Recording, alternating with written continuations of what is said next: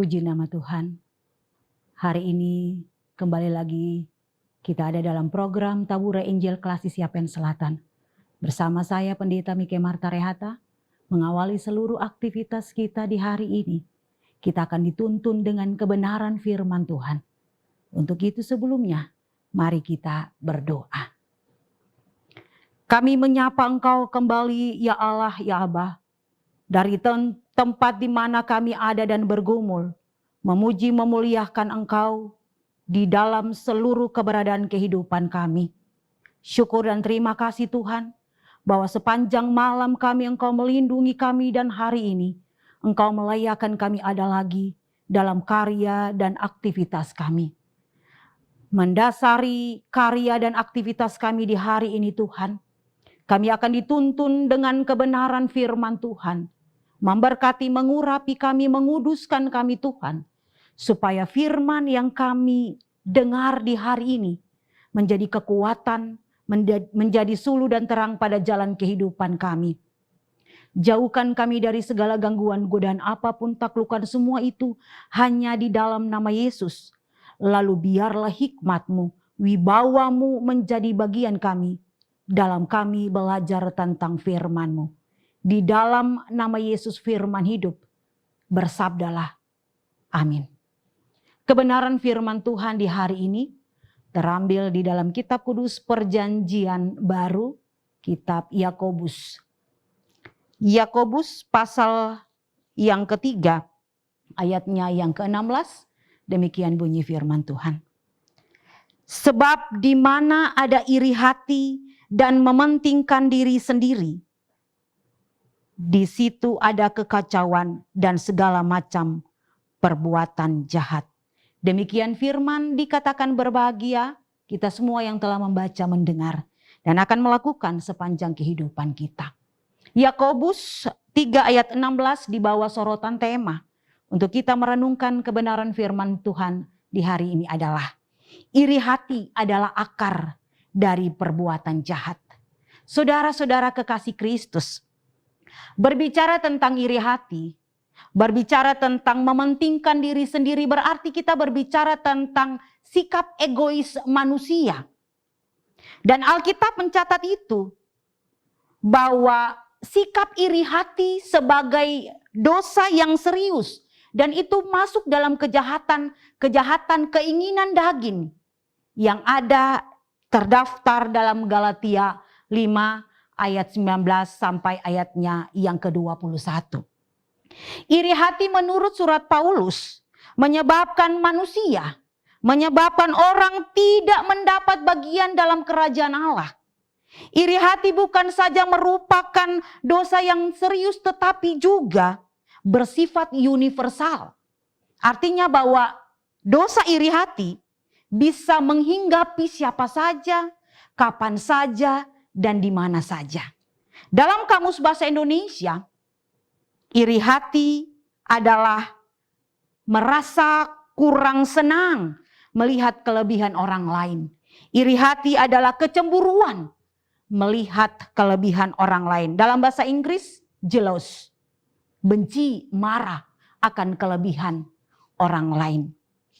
Bapak, Ibu, saudara-saudara kekasih Kristus, di mana ada sikap, di mana ada sifat iri hati, pasti seseorang itu akan mementingkan dirinya sendiri. Karena apa? Karena dia tidak akan pernah peduli dengan orang lain. Nah, ada 4 dampak yang akan kita pelajari dan kita lihat dari sikap atau dosa iri hati ini. Yang pertama, dampak yang pertama adalah menghambat pertumbuhan pribadi. Iri hati akan berubah, tidak terkendali menjadi sebuah kecemburuan yang akan merusak kehidupan secara pribadi dan juga akan merusak persekutuan umat. Pada akhirnya merugikan diri sendiri, menghambat semua hal dalam kehidupan, bahkan mungkin akan menghambat berkat yang sudah disediakan. Dampak yang kedua dari dosa iri hati adalah merupakan penghinaan dan pemberontakan. Dengan sikap ini, tanpa disadari bahwa penghinaan dan pemberontakan kepada Allah terjadi. Kenapa? Karena Sering ketika seseorang dia ingin sama dengan orang lain, dia ingin memiliki apa yang orang lain juga miliki. Bahkan dia membandingkan berkat-berkat dirinya dengan orang lain. Maka disitulah dia akan mempersalahkan Tuhan. Disitulah dia akan bertanya dan mempersalahkan Tuhan bahwa Tuhan tidak baik. Tuhan tidak adil. Mengapa dia bisa, saya tidak? Mengapa dia punya, saya tidak? Dampak yang ketiga adalah menyia-nyiakan waktu dan juga energi. Salomo dia mengamati bahwa iri hati.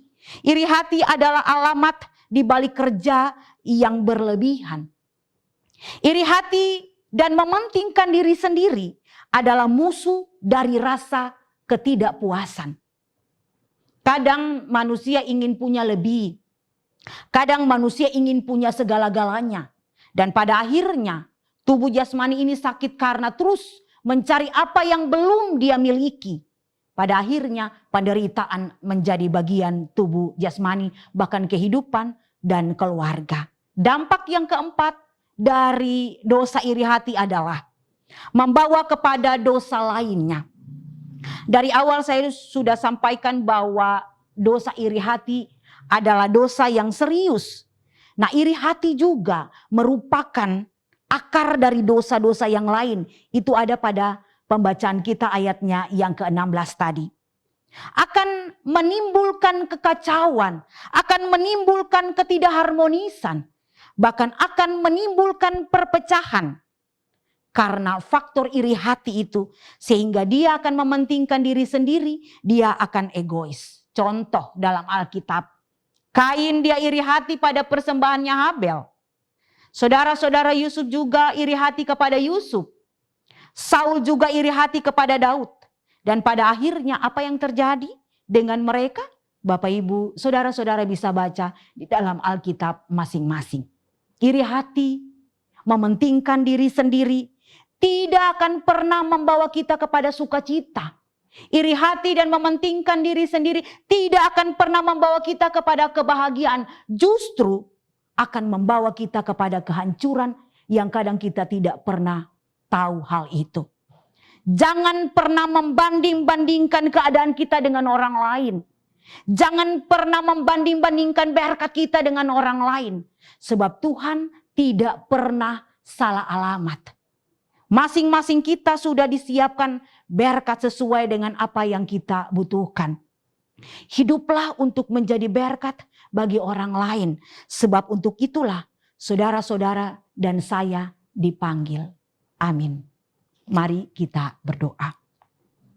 Terima kasih Tuhan Yesus untuk firman-Mu bagi kita di hari ini. Melandasi semua karya pengabdian yang boleh Tuhan Allah tentukan dalam kehidupan kami masing-masing. Tuhan memberkati firman ini dalam kehidupan kami. Supaya tidak saja kami dengar. Tidak saja kami baca, namun kami bisa memahami firman. Kami menyimpan dan kami memelihara firman. Bahkan kami pun akan menjadi berkat bagi orang lain. Di mana Tuhan Allah menentukan kami. Tuhan ajar kami supaya kami punya roh kerendahan hati. Roh yang memperdulikan orang lain. Roh yang mengasihi. Bukan iri hati dan mementingkan diri sendiri. Terima kasih untuk firman-Mu. Lalu tetap memberkati seluruh keberadaan kehidupan kami sepanjang hari ini. Dengan semua karya dan aktivitas kami. Tutup bungkus kami dengan darah Yesus, pagari bentengi kami.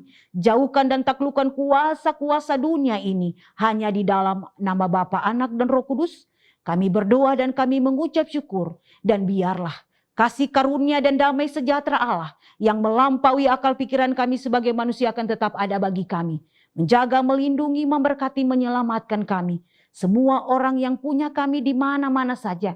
Hari ini kekal sampai selama-lamanya. Amin.